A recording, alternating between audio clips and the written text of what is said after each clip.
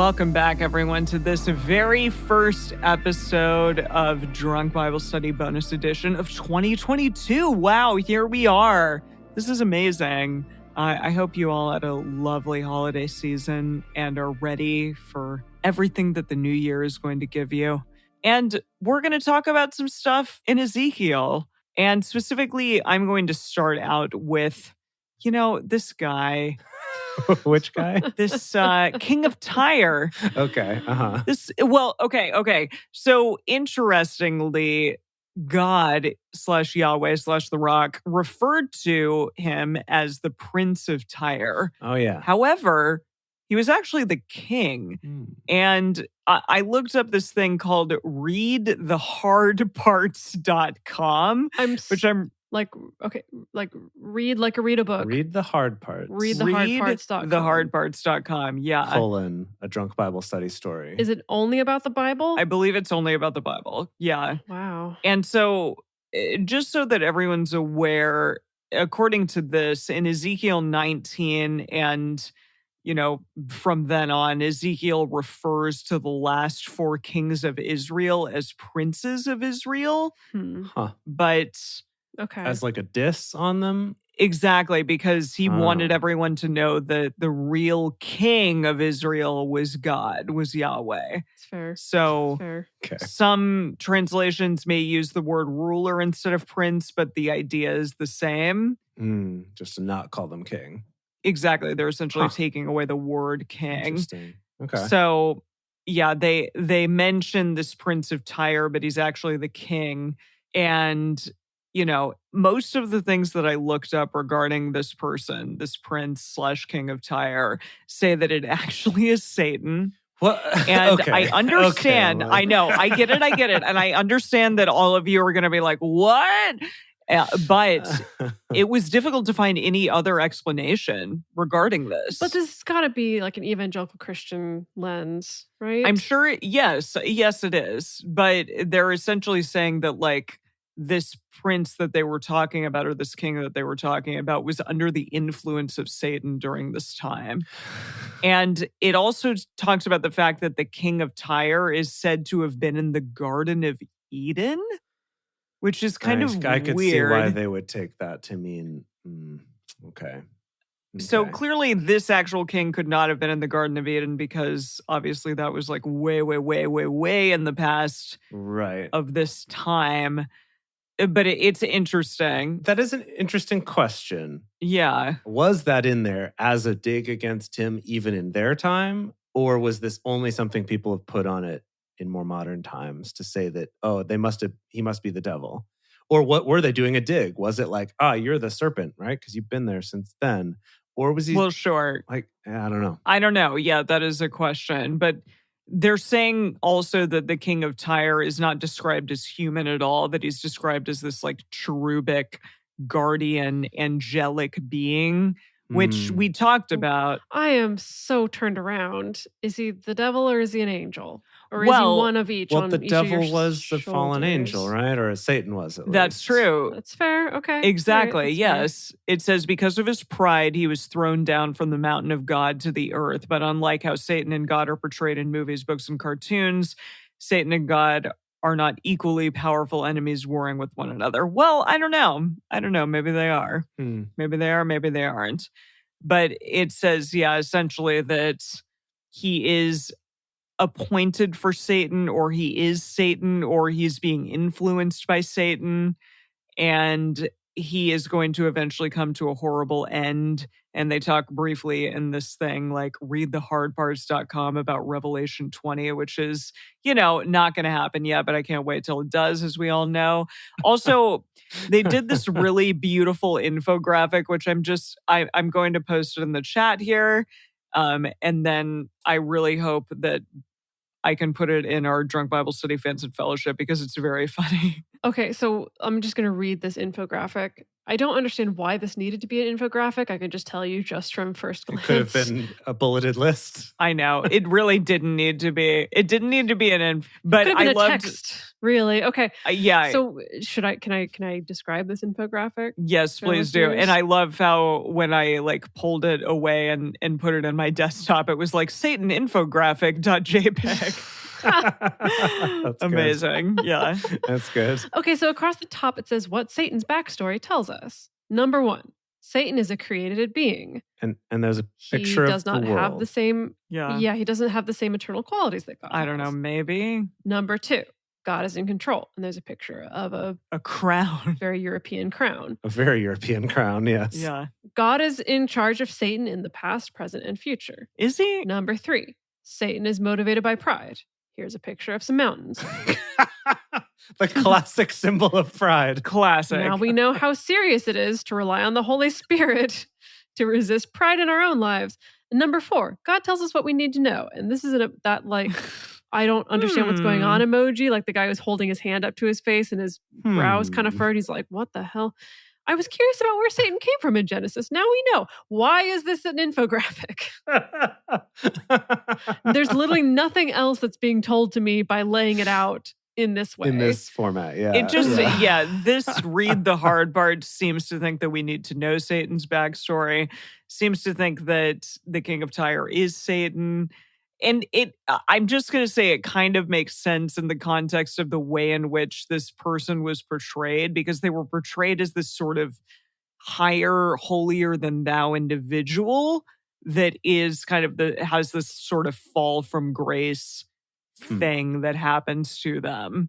So I guess it was interesting. And literally like every single thing I clicked on was like, he's Satan, he's Satan, he's Satan. So yeah. Okay. All right. I don't know. I mean, maybe there's other interpretations out there, but not that I found. Well, maybe something that'll be helpful to us is I just went to readthehardparts.com, and one of their front page blog posts is clarifying the fact that the Bible book is called Revelation, not Revelations. So we should be careful about that. Yes. I have been saying anytime that book comes up, I've been trying to correct us. It's Revelation. Because it's the Revelation as seen by John the Revelator or whatever. Like that, there's like a longer title version of it, but it's the Revelation seen by so-and-so, not multiple revelations. Multiple revelations. Got it. Yeah. Well, cool.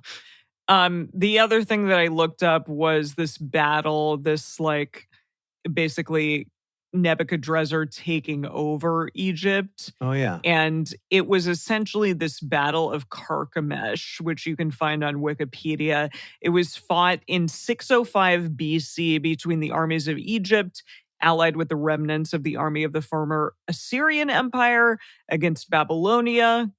And they were allied with a bunch of other people too. And yeah, they're in this Ezekiel chapter 30. Also, they talk about it in Jeremiah, which is interesting. Yes, I remember him mentioning this. Yes. Kind of also predicting that Egypt was going to get conquered. Because remember, Jeremiah did a similar trajectory of talking about how terrible we are, and then what all the terrible things are going to happen to everyone else around us. Yeah. So, yeah. And he talked about this too. But then, so what, I mean, did it happen? Is Egypt secretly controlled by Babylonia and we've never known it? Like, what's the story here? When Haran was captured by the alliance of, I think, the people, let's say, the Assyrian capital, Nivea, was overrun by the Medes, Scythians, and Babylonians. Hold on. Did you just say Nivea? No, Medes? Did you mean Nineveh? Oh, say that again? Nineveh? Nivea, like the cosmetic? Like the lotion? Nivea, The lotion? Oh, okay. That's where that comes from. Oh, is it spelled that way? Nineveh. Nineveh? Nineveh. It's Nineveh. Oh, Nineveh. Yeah. Nineveh. Okay. Thank you, Dedeker, was overrun by the Medes, Scythians, Babylonians, and their allies in 612 BC. The Assyrians moved their capital to Haran. When Haran was captured by the alliance in 609 BC, ending the Assyrian Empire, remnants of the Assyrian army joined Carchemish, a city under Egyptian rule on the Euphrates River. And then Egypt was allied with the Assyrian king and marched in 609 BC to his aid against the Babylonians. And then the battle, the Egyptians met the full might of the Babylonian and Median Empire, led by Nebuchadnezzar II at Carchemish, where they combined Egyptian and Assyrian forces, and they were destroyed. Assyria ceased to exist as an independent power, and Egypt retreated and was no longer a significant force in the ancient Near East. Babylonia reached its economic peak after 605 BC. Goodness gracious. I see. So I guess so during this time. So Babylonia got real strong, Yeah. conquered Assyria, which was pals with Egypt. Never actually conquered Egypt, but did destroy a lot of their armies. So they kind of went back and were Egypt decided to go back. we're going to focus on just like polishing our pyramids and doing amazing stuff with like agriculture and technology and things like that. And doing other stuff. Yeah. Not fighting so much. Yeah. So I think, again, all right. That's an interesting, what you were talking about before, Dedeker, is that it's probably people like kind of placing like, oh, Egypt was no longer a thing on this battle that happened, that did happen. But it wasn't that Egypt got conquered per se. It was rather that they decided to like retreat when they were helping somebody else. Okay. Well, right. I do have some more insight about that, but I'll save it for good. My bit. For your turn. Okay. All right, Jace, you're next. Okay, yeah. All right, so we're going to have a brief intermission between both of you talking about related things to talk about the Psalms and Asaph. And what this bro is all about. Yeah. So, okay. All right. So we've entered this third section of Psalms. And we're reading several Psalms by Asaph. We actually read one Psalm by him before. Psalm 50 was also by him. But then now Psalm 73, which we read today, through 83. So 11 or 10 more after today, I guess. That many Psalms are by him. And so who is he?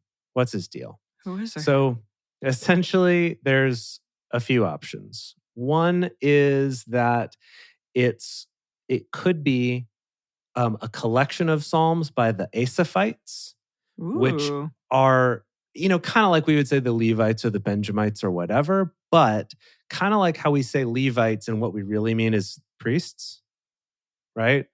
The Asaphites were Levites also, so they were part of that larger grouping, but they kind of became the temple singers. So it could be just a reference to this is by the temple singers. That hot group that everyone loves, right? Love them. Who apparently does that sweet lounge music that you put on. Right. So it could be that it's by the Asaphites, which became this term for the temple singers. Or it could be that it's just in the style of the genre made popular by the temple singers. Like a cover band of the temple singers? Right. Yeah. Oh, man.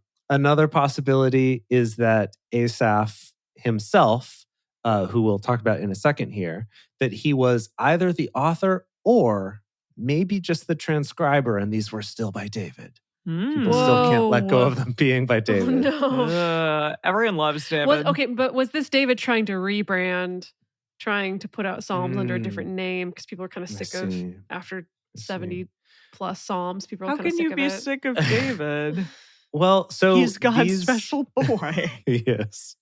So one of the things about these Psalms is that we don't have a clear moment in time when they are, except for the fact that they make references to the destruction of the temples and stuff, which means it was the post-exilic period, which would have been after David's time.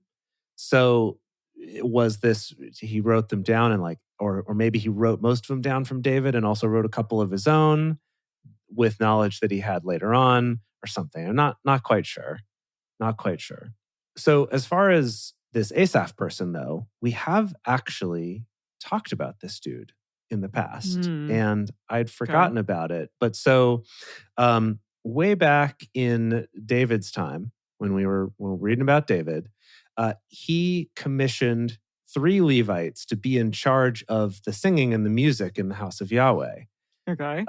So we talked about this a little bit in Kings, but I guess they go into more depth in Chronicles. So it's possible that we haven't totally gotten this. But he appoints a guy named He-Man to be the main musician. He-Man. Do you remember He-Man? Good. I remember that one. How can we forget He-Man? So he appoints a man named He-Man to be the main singer. And then Asaph is sort of his right-hand assistant. And then the Merarites are his left-hand assistant. So I don't know who the Merarites are, but Asaph was sort of like first assistant director of the music program at the temple. / in another part in Chronicles, it says that he was appointed as a temple singer and cymbal player. Ooh. So he was ding, ding, ding, ding, along with all of the singing that they did. Just with the Amazing. triangle there. Yeah. But so as far as like what we can actually look for in the Psalms, though, so remember when I was talking about like the Lord TM or like God TM, Mm-hmm. because there was that little superscript, like a footnote kind of a thing. And it was clarifying which translation of the word was being used, whether it was Elohim or Yahweh or Adonai. And so the Asaph Psalms are part of what's been identified as the Elohist version or the Elohist source. Okay. Remember we talked about this before, way back when we were reading the Pentateuch. We were talking about the different sources, that there's like the priestly source and the Yahwist and the Elohist and, and the Deuteronomists and like that kind of stuff. So the thing that identifies the Elohists, which modern day scholars argue maybe wasn't a distinct source, but in any case, what identifies them is that they don't use the word Yahweh very much. Oh. Huh. And that they're, a fairly commonly held belief, I guess, amongst Jewish scholars is that Yahweh is this like sort of slightly incorrect version of the unpronounceable name. And so some people will say like, you don't ever say Yahweh, like you're not supposed to ever say that name. And so they would say Elohim or Adonai or some other name instead. So that's kind of what identifies the Elohists, which we've read some of. They were, parts of the Elohist writings were in the Pentateuch that we read. But anyway, all of Asaph is the Elohist sort of section of Psalms.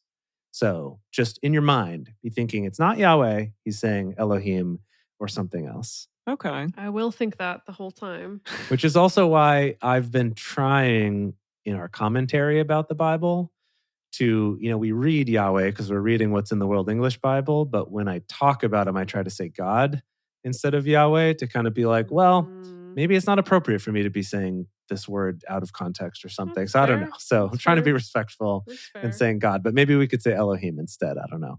Okay. And that's what I got. Wow. Sweet. That's a lot of information. Yeah, it is. Okay, so I looked up a couple things. The first one I looked up was that line about their loins standing.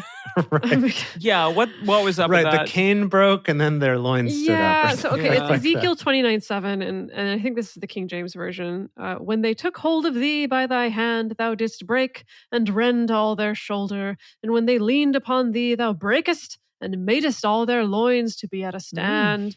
Which I know the image that comes to my mind when I think about someone's loins being at a stand. Yeah. And so I looked up the commentary, and people really struggle with this one.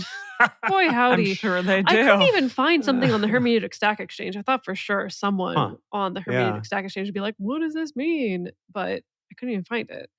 I did find some commentaries. The Jameson Fawcett Brown Bible commentary says, madest their loins at a stand. That is, made them to be disabled. Moorer, somewhat similarly, says, thou hast stricken both their loins. Fairbairn also says, thou lettest all their loins stand. That is, by themselves, bereft the support which they looked for from thee. So this is like a weird roundabout. Okay. There's the reed cane. They were leaning on the reed cane, so if they're standing, that means they don't have the support. So it's actually a bad thing. That's one interpretation. Okay. I really liked Ellicott's commentary for English readers that says, and he's very honest, he says, the expression is a difficult one, but the more probable sense is all their loins to shake. The reed breaks under the weight of the man who leans upon it and pierces his shoulder as he falls, while in his consternation his loins tremble. Trembling loins. Does that happen when you're consternated? Yeah, so he leaned on this reed, it broke, stabbed him in the shoulder weirdly, and that made him poop himself. Because his loins tremble. Oh, that's how you're interpreting. That's interesting. That kind of loin. That's how I interpret loins trembling. Yeah, okay. Yeah. Oh. I would think of that as like bowels trembling. If they said bowels, that's how. Right. Not necessarily a movement, but like I don't know, a hurt. Okay, so he peed himself. Oh, okay, maybe. I was thinking more like an anxious kind of tummy like upset. a Yeah. But your loins are lower than your tummy, aren't they? Well, but you're talking about pooping yourself. Yeah, that's a low. That's your intestines. Yeah, I mean, it's yes, a but low moment.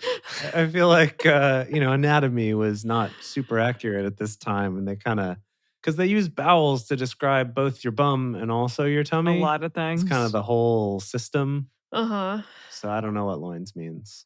Okay, other interpretations, they switch it to like, it makes your back shake or break or something like that. No one knows. How did they get to there from No one your loins stand? knows. Wow. Okay. Nobody knows. That's what I got. Now, for something completely different. So I looked up the Tower of Sevena. Oh yeah. Sevena. Mess around. Exactly. And now this is maybe the worst thing I could possibly look up because I'm a little intoxicated. And as it turns out, the Tower of Sevena is related to some conspiracy theories, some modern day conspiracy theories based on the Bible, and just trying to understand conspiracy theories and like, wait, what? Oh gosh, you're just leaping around just willy-nilly. So yeah, they love that. So, okay, as we kind of predicted, though, when we're like, wait, but Egypt's still around, obviously this didn't come true. And we said, like, well, modern day Christians could always be like, it has yet to happen. And 100%, that's what's going on here. Oh, that's what this is. Okay. Yes. Okay. So there's a number of Christian resources that are saying this is definitely an end time prophecy. Whoa. Yes. Okay. Yes. Love that. I mean, basically everything in the Bible is, right? If you want it to be. If you want it to be, sure. So the way, let me see if I can lay out, if I can take my red yarn and connect all the pieces on my pin board to help you understand how this is all related. So the Tower of Sevena, the Hebrew word is Sevena, but actually the word is Syene, the Tower of Syene, which is apparently also the same as the modern day city of Aswan. Oh, of course. That city we all know where it is. That city we all know and love. Yeah, I'm like, cool. And in modern day Aswan in 1970, they built a dam, a very important dam, which many countries contributed money toward, actually. The UK and the US. And Russia was very significant in contributing money toward this particular project, so much so that there's also a tower that was built at the dam called the Lotus Tower that was kind of like a monument to it's like a Russian Egyptian friendship monument. Okay. But for some reason, this tower, a bunch of Christians are like, that's the tower. That's the Tower of Syene, because there was no tower back then. And also communist. Okay, and let's follow the thread. Okay. And so therefore, sorry, I'm trying to keep it all straight in my brain. Therefore, this dam is key because if someone would happen to say drop a radioactive bomb on this dam, it could cause major destruction and flooding of Egypt. I saw in a blog someone said 95% of Egypt's population lives south of this, like downriver from this dam. I don't know if that's true. I didn't do any fact checking on that. That sounds pretty convenient. Sounds like a wild percentage to be past this one dam. Yeah. And so they're like, so that means someone could destroy it, and then there'd be this huge flooding, and it would wipe out all of Egypt. And that's what they mean, how Egypt's going to be uninhabited and desolate for 40 years. So it has yet to happen. It's going to happen. And then cut to the end. I really liked the end of this particular blog where this person was writing up this whole theory where they said, cleanup of the radioactive debris would be a staggering task. I'm sure it would be. Yeah. Let me keep going. This massive project seems to extend into the early years of the millennium, but somehow it will be accomplished in the years following the tribulation, probably supervised by the Lord and his followers. Of course. Thank you, Jesus. Sure. Probably supervised by them. Don't worry. Probably how it's going to go. I mean, this Lotus Tower is a real thing. I looked it up. It looks cool. Oh, cool. Yeah. Is it? What's it like? I mean, I don't know. Just like Like a I don't know. So tower. people made a monument and they're like, that thought was cool. It was designed in the 1970s. Oh, If you Google the lovely. Lotus Okay. Tower. Oh, I see. It does kind of look like a lotus at the top. Yeah, That it's is a little bit fun. lotusy, you Is it know, and flowering? it was part of the Yeah. dedication of the dam. Okay. You know, so Wow. but Okay. apparently a bunch of Christians seized on this and were like, this is the thing Hmm. that he meant, and so Egypt's gonna go under. Lovely. That's Okay. what I got. Underwater. It's going to go underwater. It's gonna go underwater. That's Okay. and this Ezekiel's prophesying something that's gonna happen in the future. Wow. Got it. Okay. Well, thank you for doing that research. Clearly, it causes you Yeah. a lot of upset, a lot of trauma. I really did need a pin board to connect all these things. Yeah, that's all right. There's a lot of weirdness that happens in the Bible. There really is. I promise you, if I went back to this and I wasn't drinking, I'd probably have a better handle on it. No worries. If I wanted to have a better handle on it. We don't call it researched Bible study, do we? No, we don't. It's true. It's drunk Bible study. Dedeker, don't feel bad. That's what we're doing. We're drinking and at times getting drunk. And you know what? Sometimes that's okay, especially on Thursday nights when we bring you our lovely drunk Bible study. So everyone, we can't wait to see you in this new year. It's going to be a blast, and we will see you next week for more drunk Bible study. Cheers.